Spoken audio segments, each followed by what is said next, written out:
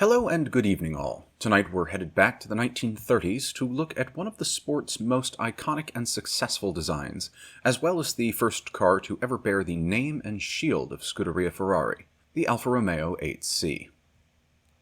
Already a well-established and well-regarded marque by the 1930s, Alfa was best known for their early racing efforts, particularly in pre-war Grand Prix events. Their road models of the era were less well regarded, and slow sales left the company at risk of bankruptcy several times in the 1920s. But a turn of fortunes came with the replacement of the company's chief designer with a new chap poached from Fiat, Vittorio Jano. Jano? Not sure how you pronounce it. He designed a series of engines based on a common four-cylinder block architecture, later expanded to 6 cylinders in the form of the 6C, which gave Alfa its first wins at the Mille Miglia and the Spa 24 Hours. But I don't have any of my own photos of that car, so we're talking about its successor, the 8C. Given that the 6C was powered by a 6-cylinder engine, one would naturally expect that the 8C would be powered by an 8-cylinder engine, but that's just what they'd want you to think. And if you fell for this seemingly logical jump, you'd be quite correct, because generally speaking, people do enjoy others being right during these sort of discussions. It helps keep things moving. Anyway, apart from a frankly bizarre false start design that had 2 engines and all the mechanical complexity as a result, the 6C was struggling against increasingly powerful competition, necessitating a larger engine and thus faster replacement. The 8C was indeed powered by a straight 8, created by splodging 2 of those common architecture 4-cylinder blocks together with a shared crankcase to form engines ranging from 2.3 to 2.9 liters. Like many engines of the period, including those that powered Bentley's early Le Mans winners to victory, the block and head were cast together, which improved reliability because you didn't have a head gasket to go wrong, but did make any top-end maintenance rather challenging. A central gear tower provided power to additional engine fitments, including the dual overhead camshafts and supercharger, which was quite popular in that era as a means of getting more power out of relatively tiny engines, or even relatively big ones like Mercedes was building at the time. The use of dual camshafts, one for each sub-block, was done in pursuit of reliability. Due to the inherent length of a straight 8 engine, which is somewhat given away by the long hood, and the inherent characteristics of the metals available at the time, a full-length camshaft would be highly susceptible to flexing and deforming under load, which is, needless to say, undesirable in any application, much less a competition one. Originally intended only for racing use, the first 8C came with the 2.3-liter engine, mated to an in-house built 4-speed manual transmission. Fitted with a Mamini carburetor, as fuel ejection was still 20 years, another world war, and 2 countries away in Stuttgart, and a Roots supercharger, the engine put out a commendable 178 horsepower and was good for a top speed of 106 miles an hour, which is 170 kilometers in metric. As usual for the era, the chassis was a relatively simple ladder frame design with the body mounted on top, which allowed for some stunningly beautiful creations once Alfa looked at their balance sheet and decided that selling some road-going versions of the car would be a good idea. Ironic that red is the national racing color of Italy, as I think it's also the national color of some of their balance books.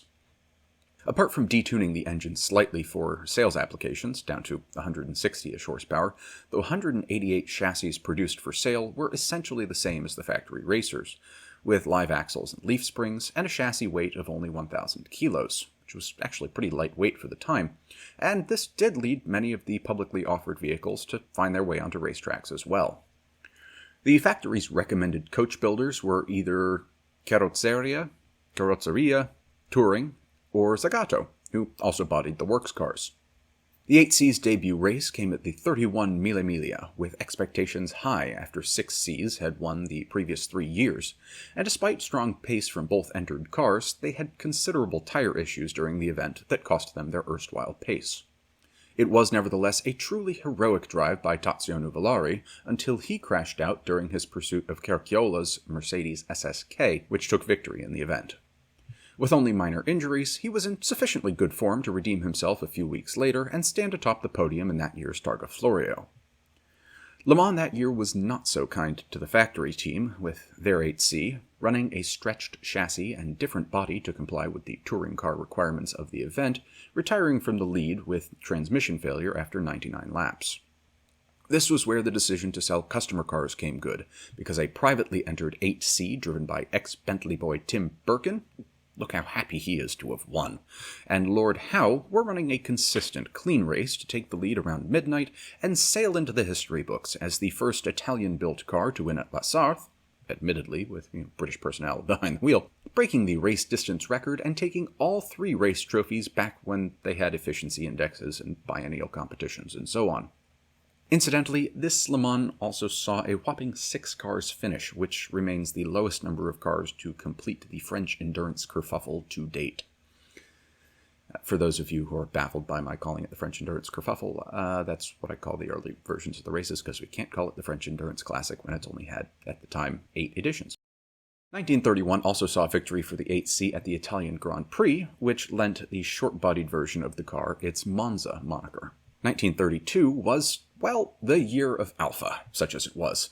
8Cs and their drivers took top honors at Le Mans, the Targa Florio, the Mille Miglia, the Spa 24 Hours, and the Monaco Grand Prix, and an 8C-derived P3, the first true single-seat open-wheel Grand Prix car, was victorious at the French, German, and Italian Grand Prix events to boot.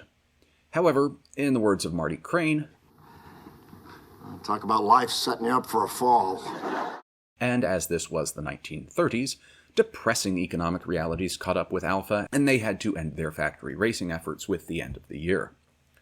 But not all was lost, as the torch was taken up by a privateer team led by former Alfa driver and manager Enzo Ferrari, and in 1933 the 8C's straight 8 was enhanced to 2.6 liters and 215 horsepower, which facilitated a sub-7 second 0-60 time and a top speed of more than 135 miles an hour, which is 230, 240 in metric. However, it was still the smaller engine 2300s that took all the major victories that year, with Nuvolari again winning the Targa and Mille Miglia, as well as his first Le Mans paired with Pierre-Raymond Sommer. It was 1934 when the 2600 started to make its mark, with Achille Varzi and Amedeo Bignami winning the Mille Miglia, Varzi doing the same at the Targa, while the duo of Luigi Cinetti and Philippe Etincelin were victorious at La Sarthe, with a gas tank allegedly plugged with chewing gum for the second year in a row, after Sommer and Nuvolari used the same trick to avoid retirement in 1933. Somehow, I don't think that would work quite so well on a modern hypercar. Maybe it would, who knows? I'd love to see the Toyota team try it. Oh, that would go so strongly against their very finely honed Japanese sensibilities, wouldn't it?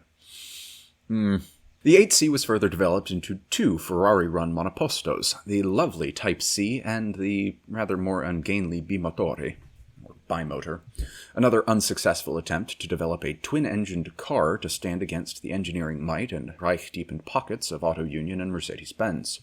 But the final development of the 8C as a sports and touring car came in 1935, with a further increase in engine size to 2.9 liters and an updated chassis and suspension design derived from lessons learned from the Type C.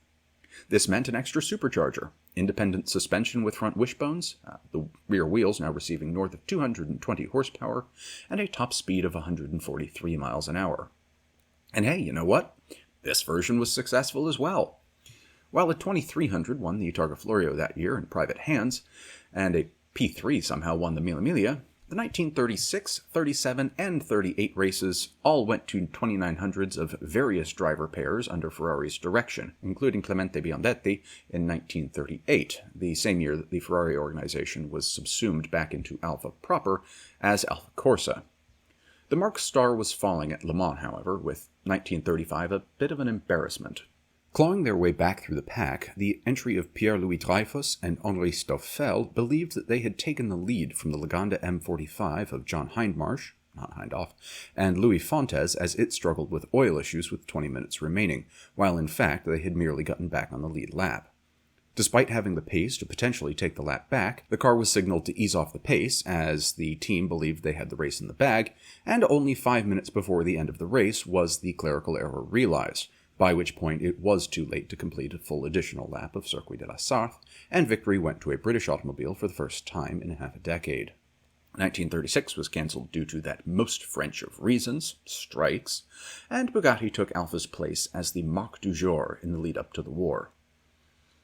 I do have fun with the wordplay in these videos, even if nobody really watches them. Ah well.